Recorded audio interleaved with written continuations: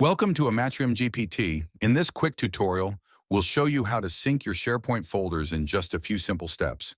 Start by logging into your AmatriumGPT dashboard. From the top menu, click Upload, then select Connection. Click the plus icon to create a new SharePoint connection. Enter a display name of your choice and click Create. You'll be prompted to sign in with your Microsoft credentials to grant access. Your data is safe, fully encrypted, and secure. Next, go to Upload, then choose Synchronization. Click on Create a new sync. Select your SharePoint project.